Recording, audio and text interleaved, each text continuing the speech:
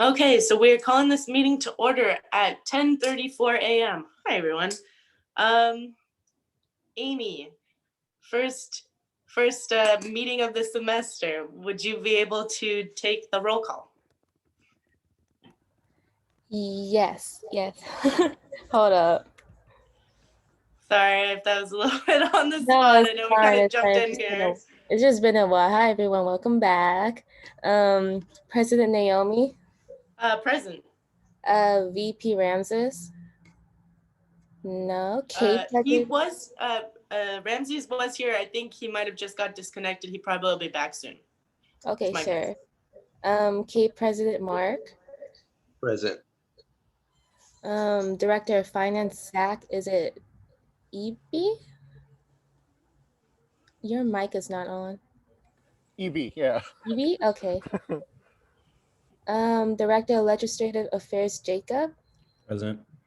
Director of Public Relations, Nick. He's got an excused absence. Okay. Director of Activities, Aman. He's no longer in Senate, sorry. No? Okay. Down to 12. Okay. Directors of Communications, Amy, present. Senator David. Present. Senator Soleil. Senator Rachel. Excused absence. Senator Reed. Present. Senator Stacy. Present. Senator Mary Kay. Present. Senator Hamza. Present. Senator Beheshta. Absent. Senator Sasha. Absent. Senator Afsoon. Absent. And Senator Oscar. Absent. So there's 11 present. And I think we said 17 now. 11 out of 17 is what I have in my head right now. Okay, so then Sure. quorum is met. Does that reflect that Ramses is present now? Yeah. Yeah, I didn't mark it. Yeah, I did ahead again, yeah. Perfect, thank you. Thank you, Amy. Okay, quorum has been met. Moving on to adoption of the agenda. I'm assuming you guys all got to see the agenda since that's where the link was posted, but you guys can have a second to just look it over right now. It's on the website. If you go to Senate Archives at the top bar, and then on the drop-down menu, you can go to Student Senate Agenda, and then it'll take you to a page where it says Fall 2020, and then Spring 21. If you click on that Spring 21, it will take you to another page. Yeah, it's kind of like a maze. I know about that. Sorry about guys. But and then click on a link that will take you to a PDF of the agenda for future reference. Okay, I think. Is there anything about the agenda that needs to be changed in the minutes? Okay, hearing and seeing none, we will move on to approval of the minutes. I did not send you guys the minutes from last semester, so we're gonna move that to next week. Moving on to chair message. Hi everyone. First meeting of the semester. I hope you guys are all doing well. What is it, second week of classes? It's hard, I'm assuming for all of you, especially, I don't know how many of you had the problems with power outage and losing Wi-Fi. I know I had that for the last 2 days. I was a little worried about today's meeting, whether we'd have to do something about that. Happy to see you guys all here. For those who could make it. For those who hadn't heard, I mentioned it earlier, our Director of Activities position is now open. Aman has moved to a different district, so sadly he can no longer be in our Senate. But the position is open if anyone is interested. You guys can let me know about that later. Searching my brain. I think that is all I have for chair message right now. So with that, we can move on to advisor's message. Take it away, Brett. All right, y'all. Well, happy Friday. Welcome back. Do my customary aloha. So I have a lot. I texted Naomi like 10 minutes before this meeting. I always try to take down notes before I go. And I was like, oh my gosh, there's a lot to catch you all up on. So I might need a motion in 5 minutes if I'm still not done yet. I apologize, but I promise it's worth your time. So first, like Naomi mentioned, week 2, we've had power outages. This is our 3rd semester now, 4th if you count summer, being remote. Y'all, I don't know how you do it. I really don't. I don't know how y'all be college students in this environment. I'm just trying to think of my college experience, and I would probably have lost my mind 3 times if for 10 months we had to stay at home and couldn't go to a class or whatever. So I've told you all this before, but it sucks, but you will be so much mentally tougher than my generation is when it comes to employment down the road and raising families and all that stuff. So major shout out to all of you. So the first thing I thought I'd start with is eligibility. So if you all know, you need to have, the Constitution says you need to have 5 units at ARC to be eligible. Some of you reached out to me about that. Honestly, I talked to admin about it with kind of what I thought was equitable and just, and I'm not going to really enforce that too much. So if you're taking 1 class at ARC, then we'll see you on Fridays. There's a reduction of classes. I think it was like a 14% reduction in classes. People are trying to scramble to take classes like Jacob mentioned earlier at Sac City. Some of you are taking classes at other campuses. As long as you got 1 class at ARC, like I said, you're good. If y'all want to pass like a formal resolution, just so that it's kind of more binding, that's fine too. But honestly, I'm not going to go and do unit checks on all of you. So all I ask is that you're enrolled in 1 class at ARC. So if you still have questions or concerns, you can shoot me a message about that. But admin is aware of that and they're supportive of that as well. So that's that. Let's see. Reopening. I don't know if anyone got a chance to attend that reopening listening session. I think it was on the 21st, last Thursday.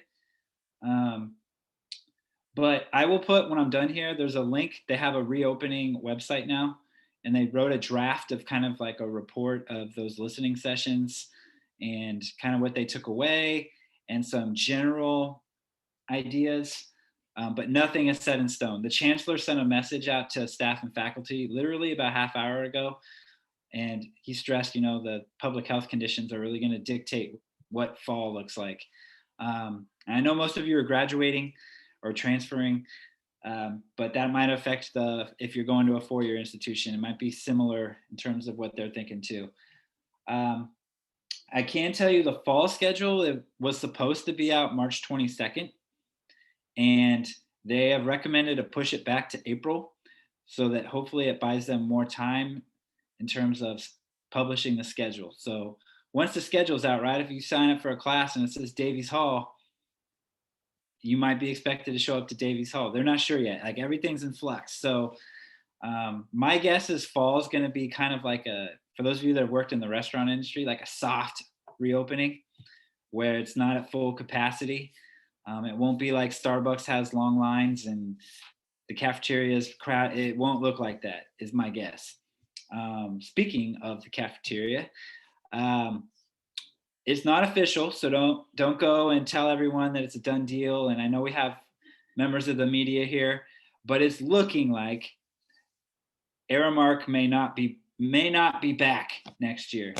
That is not official by any means. So if we come back in the fall and you see Aramark there, don't be like, hey, the advisor said they weren't coming back. Like it's still up in the air. So districts trying to figure out what to do in terms of food options for when we do come back.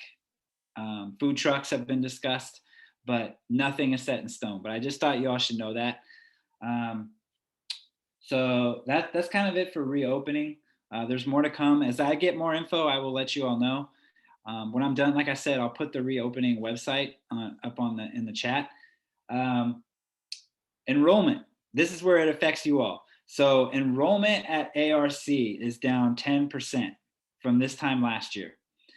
You have to factor in that like welding classes, automotive classes, PE classes were not offered. So that factors into why enrollment may be down. But there are also much less students enrolled as well. So how that affects you all is when students enroll, they pay the $2 student rep fee. One goes to the state student senate, one to here. So that will affect kind of like your revenues for fall, for spring. I know we didn't spend much in the fall, but that will, just so you all know, that will kind of factor into plans for spring. You also have a large kind of savings, so it won't really affect you all too much, but just thought you all should know. Los Rios across the board is down 12%. So without naming names, if ARC is at 10 and Los Rios at 12, there's schools that are above 12% in terms of enrollment that are down. So that's that. Lobby day. So I put in the chat yesterday at Discord that they had the 22nd as a date. Some of you immediately reached out to me and said, I thought it was on the 18th. I let district know that we were under the understanding that that's when it was. They said nothing was set yet. And then they literally last night at like 9 o'clock, they asked me if the 24th worked. And I reiterated that the 18th was kind of the date that you all had in mind for that. So for Jacob and for Naomi and a couple of others that have reached out to me, that we're still trying to figure that out. But honestly, my advice is if you made appointments for the 18th, stick to them. It's hard to get those appointments. I would just stick to them. And then whatever the 22nd or 24th looks like, we can participate. But honestly, if you took the time to make those appointments, I would honor those. But we could chat about that offline. Or Jacob, on your report, if you want to make mentions of those, feel free. Okay, a couple other things. I told you had a lot. I apologize. Elections, spring elections. We have spring election dates. I will post those in the chat here when we're done. They start in March is when you can petition to run, and the elections are actually in April after spring break. So we'll go over that at a future meeting. I just wanted to put that on your radars. For those of you that are returning, thinking about running for office, have friends or family that are thinking about it, it's going to be hard this year. Last year, for those of you that were here, you turned in paperwork in person. We were still on campus, and then we went remote. This year, we're all remote. So it could be hard to recruit folks. But if you know people that are interested, start putting it in their ears now. General Assembly, for those of you that are veterans and know about General Assembly, the dates are March 26th through March 28th. I will forward you all some emails about that. For those of you that are new, General Assembly is when all the community colleges come together to discuss policy and resolutions and stuff like that. Naomi and Jacob can share more on what that may look like. Let's see, what else? Auto drops. I don't know if that's affected any of you, but in the fall, there was an no drop policy. So, typically in the past, you had like 2 weeks to pay for your classes or you got dropped. And then once school started, it was 24 hours. They waived that in the fall. In the spring, they realized that they were short $1 million in fees from students. So they reinstituted the auto drop policy. And within 48 hours, they realized that students would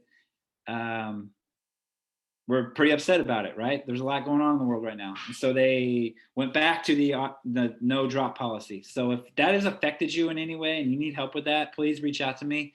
My boss is now the dean of admissions, so I can work with you on that. But if you were at a class, like for the second 8-week session, you won't be dropped. So just thought you all should know. And the last thing, some of you email, I promise this is my last thing, about committee work for the fall and getting reimbursed for that. So if you were on Student Success Council, Executive Leadership Team, Operations Council, is that all of them? Am I forgetting? Institutional effectiveness. There you go, institutional effectiveness.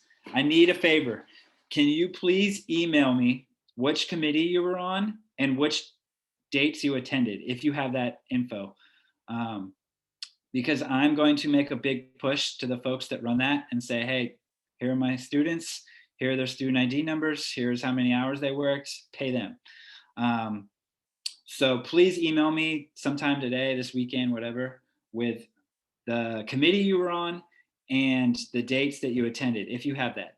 And with that, I think that's all I have. So I wish you all the best this year, this semester. I know it's been crazy, and I will shut up now. So thank you, and back to you, Naomi. Thank you, Brett. Thank you. There's a lot of helpful information. Okay, so with that, we'll move on to public comment. This time is reserved for members of the public to address the Student Senate on issues not already appearing on the agenda. A limit of 2 minutes per speaker shall be observed with a maximum of 4 minutes per topic. No discussion is allotted on public comment. The law does not permit any action to be taken, nor extend discussion of any items not on the agenda.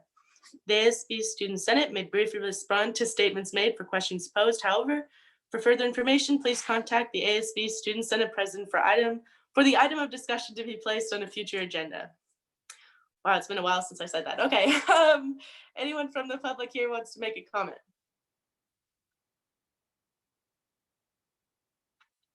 Okay, hearing and seeing none. Hang on, let me look in chat first. Okay, hearing and seeing none, we're gonna move on to appointments and swearing in. We have 2 appointments today. One is Anastasia Hadzakos, I believe I pronounced that right, hopefully, who is not in Student Senate, but is going to be appointed to our Basic Needs Committee. So congratulations, Anastasia.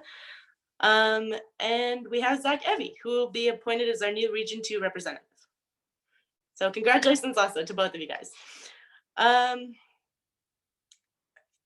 Don't think I forgot anybody, but if I talked to you before about this, let me know. Okay, moving on to unfinished business. We don't have any. Moving on to new business. And our first item under new business is legislative update. So I will turn it over to Jacob. Which legislative update is this one? Is this the? This time will be reserved for the Director of Legislative Affairs to review the, oh shoot, I didn't even see this. Review the new Cal Grant reform proposal. Okay. Can you give me screen sharing abilities? Oh, yes, I think I can. Let's see, meeting settings.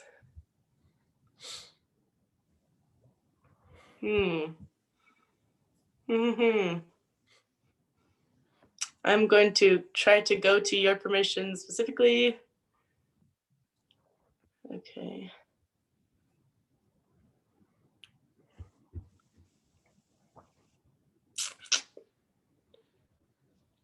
I'm sorry, I'm not seeing the specific permission right now. Could you make me a co-host? Okay, yes, now I'm seeing it. Okay, yeah, the host. Okay, so you are now host. Cool.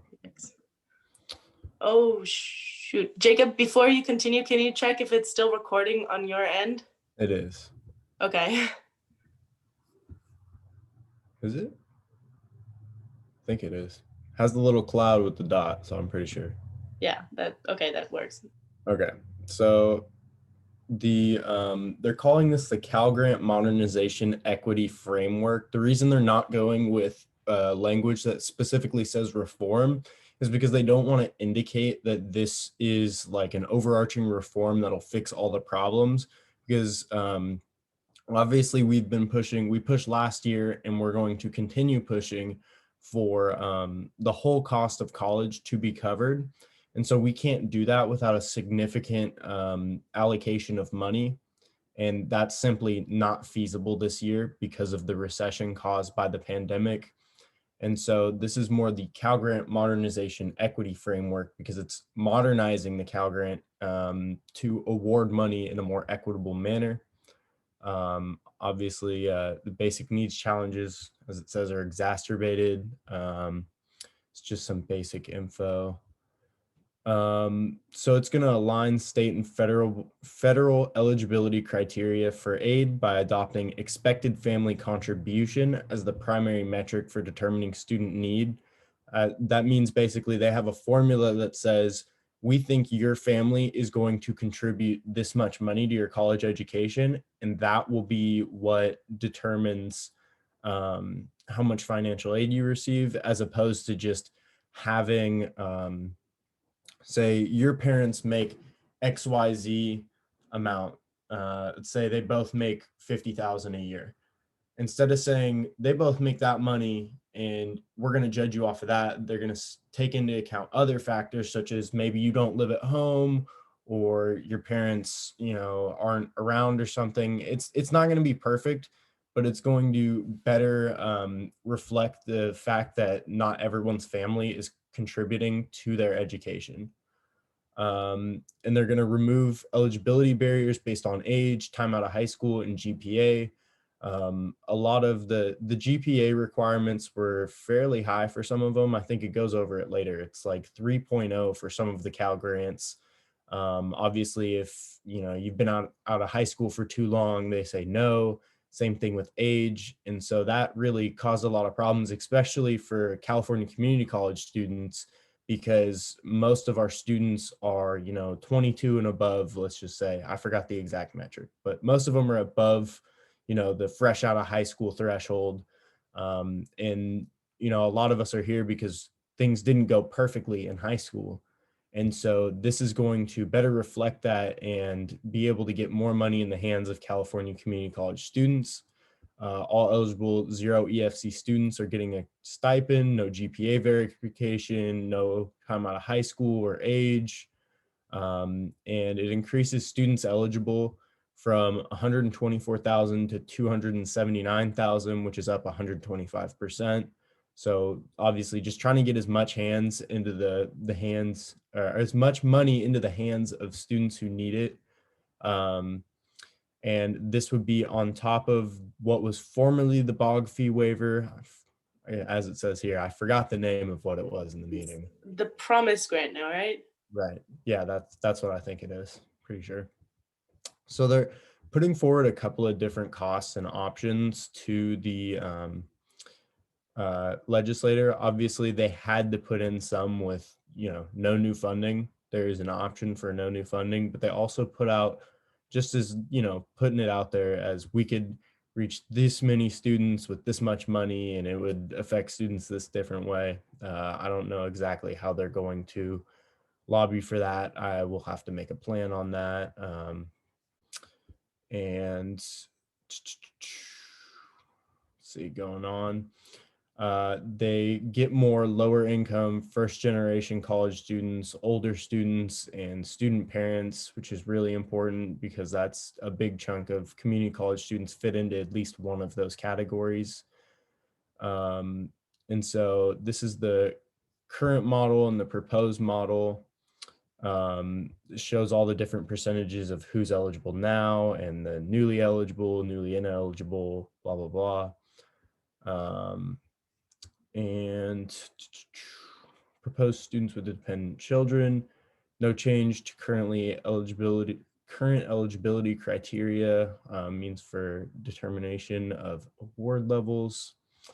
Yeah, a lot of acronyms, by the way. Very hard to understand some of this stuff. So this other award, additional funds, award amounts. So the award amount would be 2,800. I'm not sure if that exactly changed. I don't remember exactly what it was before. And so for the Cal Grant 4, they're doing no age or time out of high school requirements, GPA cutoff lowered from 3.0 to 2.0, covers full tuition and fees at UC or CSU. I assume that would mean it would also do it at CCCs because our tuition is considerably less than both of their tuitions, sorry. Institutional aid programs would be expected to provide 0 EFC students with a stipend. Students increase, it's like roughly, I don't know, 30-40%, I think that is. So eligible students for Cal Grant 4 are more likely to be lower income, independent students, older, and student parents. There's for Cal Grant 4, the changes by race and ethnicity. It's all like 1 to 2%. Like it says here, Latinx is up the most at a little over 1%, and white students had the greatest drop at a little under. I don't know, is it over? I don't know, around 1%. The middle class scholarship changes to align with the new Cal Grant model and support successful administration. Convert the current model to an expected family contribution based eligibility. So it says here, rather than income and assets. So it's what they think you're going to get as opposed to just how much does your direct family have, regardless of if they give you anything or stuff like that. There is a little, this is a little bit hard to understand, but basically what this is it shows the coverage of financial aid as you go up in money, or the EFC, whatever it is. As your EFC thing goes up, they think you're going to receive more money. This is how the financial aid would be affected. These are what grants cover you. So that's a little bit weird. Don't totally understand the whole thing, but it seems kind of straightforward.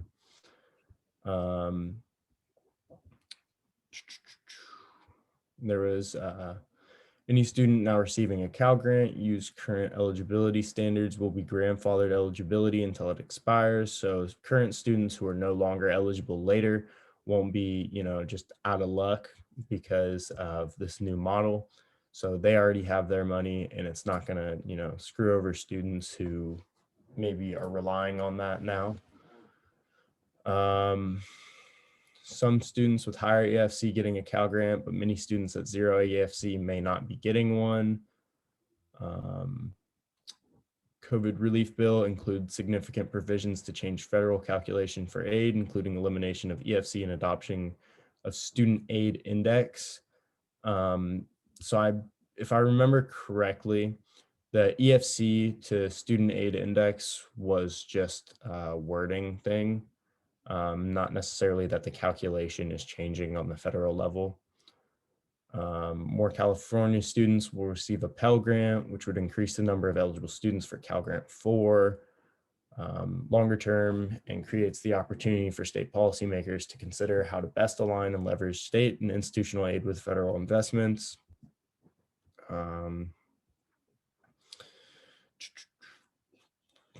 Yeah, so overall, it's just more, it kind of lowers the amount in some situations that people will be receiving, but it reaches more students so it can have a bigger impact.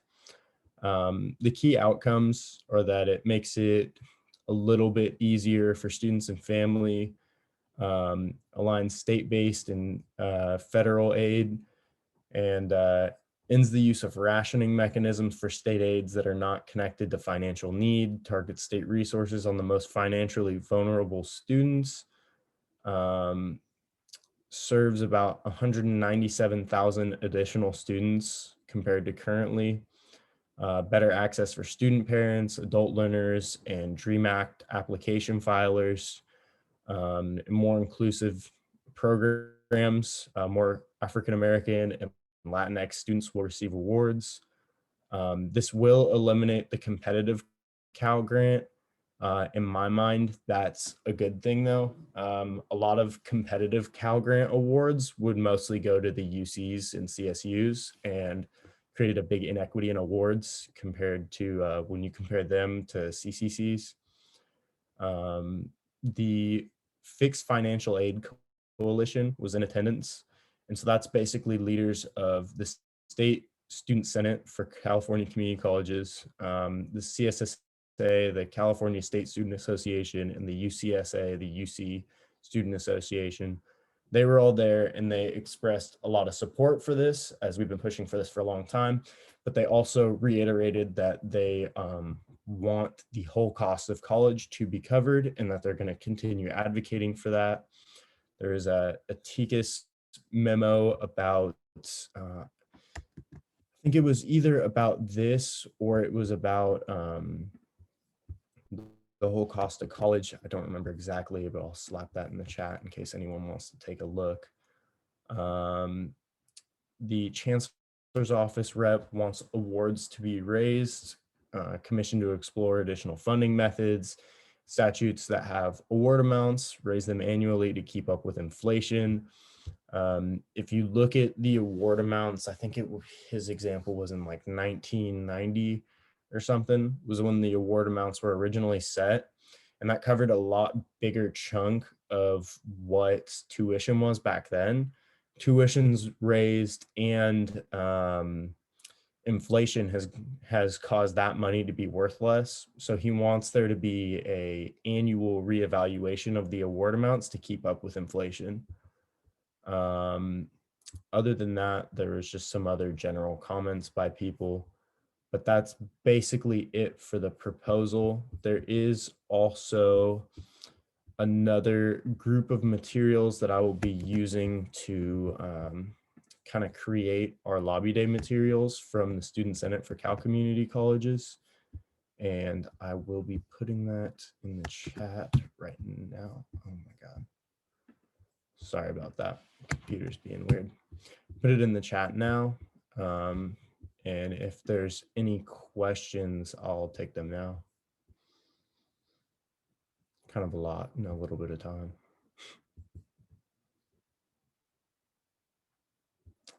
No? Okay. One more thing that I want to know what tuition was for CCC in 1990. I have absolutely no idea.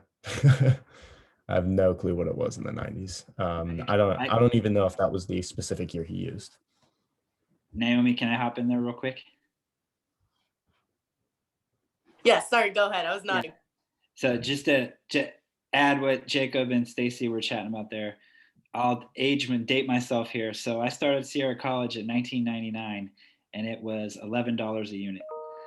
So yeah, and I was at Sierra for 3 years and it was always $11. It never went up. So between 2002 and now it's gone from $11 to $46.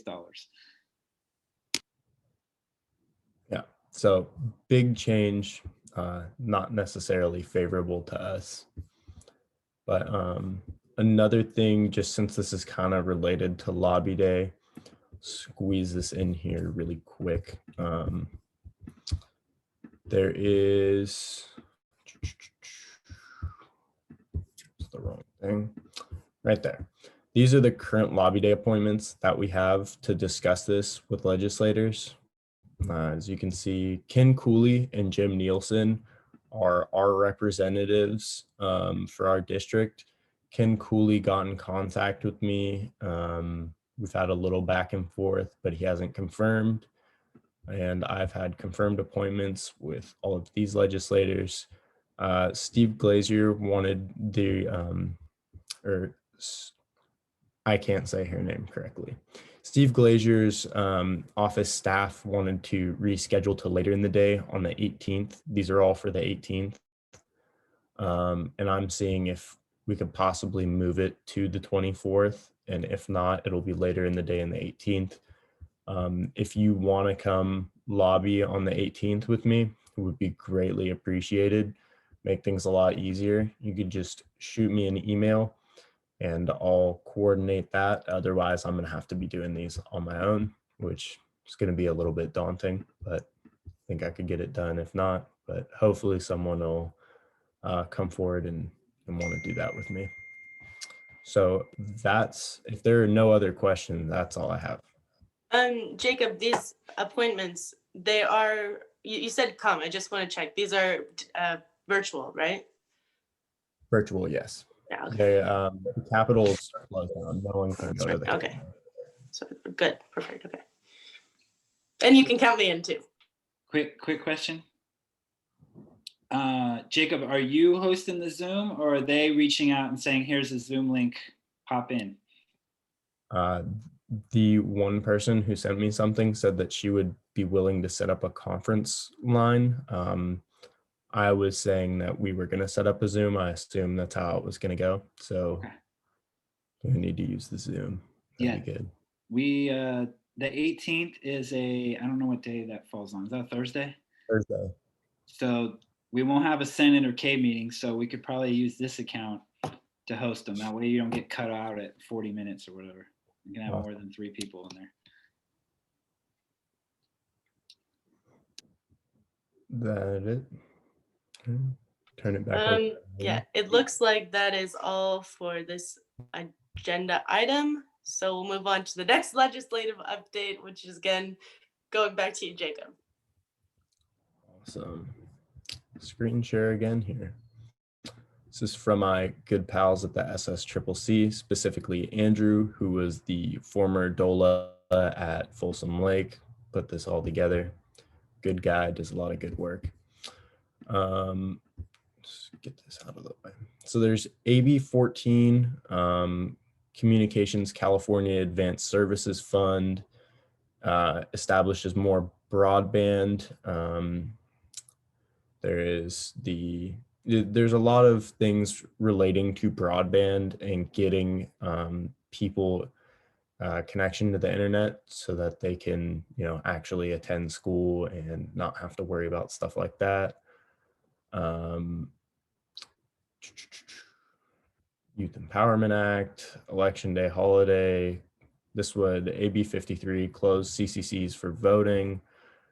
There's some finance for school facilities, Facility Act bonds, College Career Access Pathways Partnership, extends partnerships between community college and high schools, SB 20, that's a eligibility for CalFresh. I know they mentioned SB 20 a couple of times in the financial aid regional representatives meeting.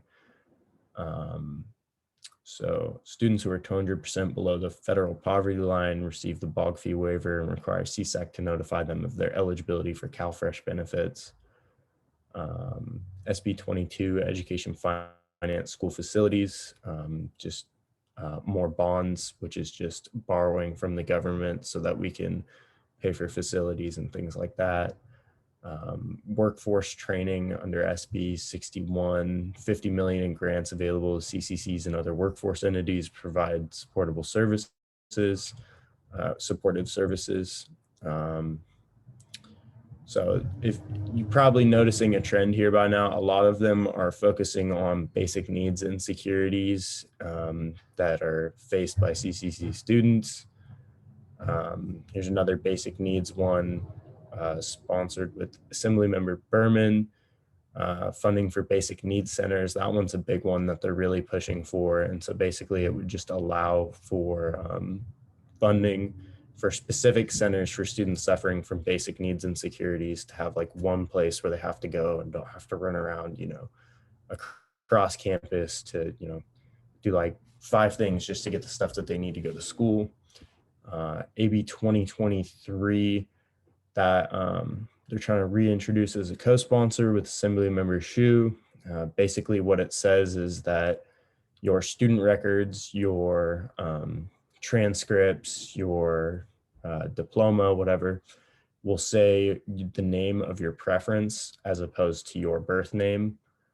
So say you're a transgender student, you would have your name when you transitioned.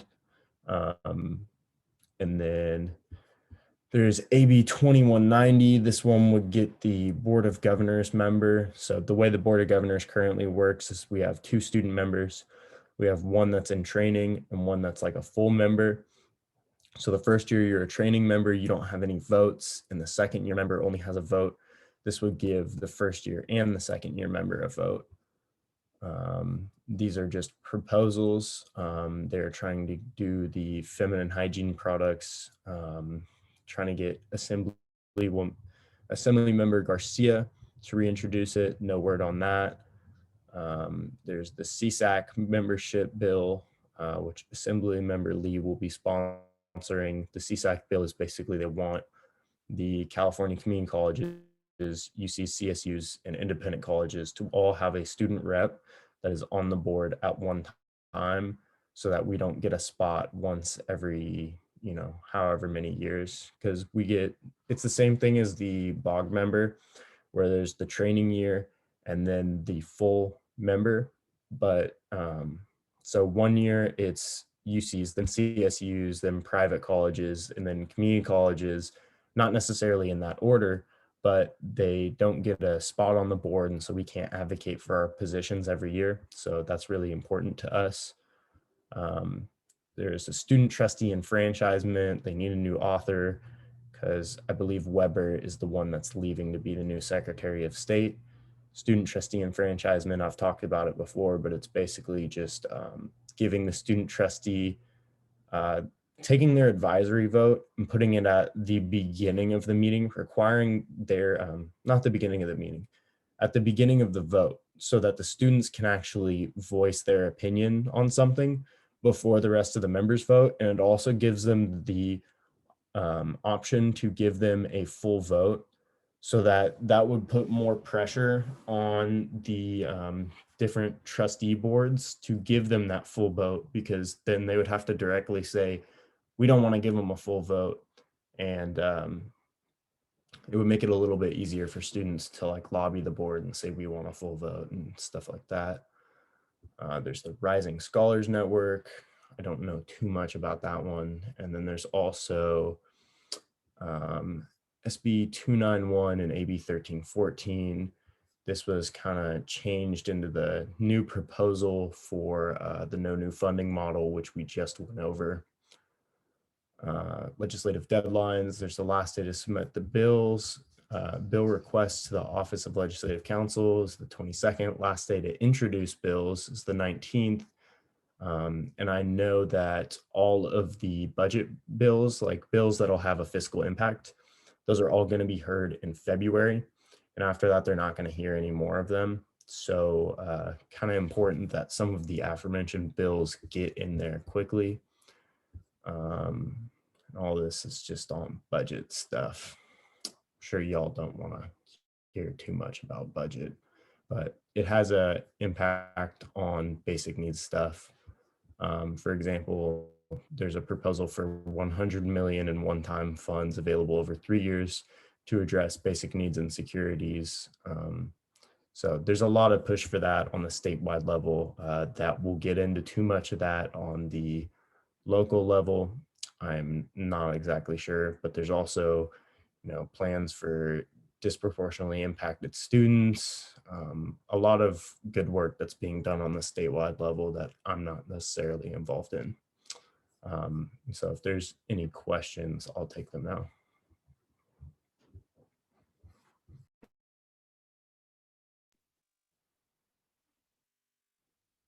Oh, I'll hop in with something real quick. It's just to reiterate something Jacob said.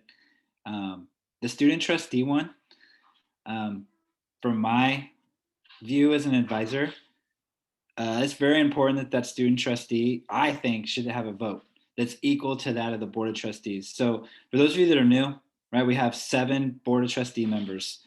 6 of them are elected through people going out and voting. The 7th is your student trustee. But they have an advisory vote where they could say, yes, this is good. No, this is bad, right? But their vote does not count in the tally.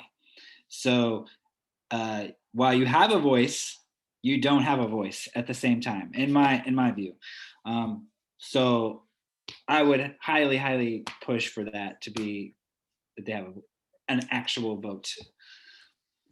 So I remember we we're talking about that specific bill at one point as something we'd lobby on, or that topic really, student trustee enfranchisement, during a student advisory committee meeting, and I think it was Rosaria, right? She kind of, I don't know if I should say this really, Barrett, you maybe want to stop me or not. She kind of indicated that this may not be a good topic for us to lobby on because from the Board of Trustees point of view, how did she put it? Sorry, this was a meeting from a while ago, but she said they would be surprised because as they see it, our student trustee position in this district is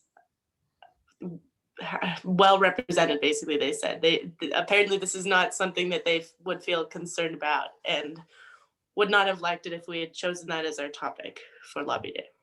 So. Yeah, you said it correctly. I have to be careful too, because ultimately the Board of Trustees are my bosses, right? But yeah. Well, I'm not on those boards, so I'll just say they are not very supportive of giving us a full vote, and that's for sure. So it's kind of important that it will happen. I don't know.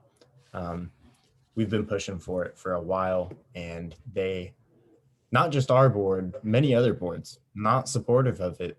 And so it really bit frustrating in my mind because, you know, I think we're all adults here. We can make smart decisions and we can represent each other. And I feel it's kind of unfortunate that we are not given the same opportunities as other members of the board. So unfortunate. And I'll just add that, like what we talked about earlier, elections are coming up in the spring, right? You can run to be the student trustee. It's a paid position. But I think the buy-in from students would be much more if they knew that their vote like actually counted when they do the minutes and like vote on bills and stuff. So just from a selfish point of view, trying to get students engaged, I just think that makes sense. But like Dr. Rosario said, I know there's concern, pushback, however you want to frame it, but I'll leave it at that. I will say that that is not something that is like inherent just to student trustee stuff. I had recently served on a faculty, faculty hiring committee. And like I was the only student representative, right? Because they only have one. And so they have ranking. They actually allowed ranking for that one. But as a student, I wasn't allowed to participate in that. So I was allowed to take notes, but I'm not even sure that like that attributed to anything. So I know this is being recorded, but yeah, so it was a little bit frustrating to give up that time, especially since that was the day of my final. So I had to work that around my own final for the class. And ultimately student voices is you wonder about the impact of it. So okay, and that's all I'm going to say on that. So is there anything else for the legislative update? Is there any other questions or anything Jacob wants to add? Or anyone wants to add? Okay. Hearing and seeing none, we'll move on to committee reports. This time is reserved for the committee chairs to provide the board with a brief report on current standing of active committees. Jacob, your basic needs, I don't think we've met recently. And then public relations, Nick isn't here, but I also think we haven't met recently, so. I have one thing for the basic needs committee. Go ahead. And that I did some work on the back end, got a bunch of donors and got in contact with the office. Unfortunately, we missed the deadline to have a scholarship active this year. So for next year, I guess, keep working and hopefully it'll be up next year if we can get someone to continue the work. Yeah, so for anyone in Student Senate right now who's hoping to continue eventually in the following semester, that's something that we've worked on for, what was it, like 2 semesters now? This would be the 3rd, but please continue it. Please continue the work. Jacob, you could say something briefly about what it is for those, like as a refresher. Just it's a scholarship to help people suffering from basic needs and insecurities. Basically, just fundraise and get some money, put it in a scholarship fund, make it available. Yeah. Office of Philanthropy does the rest.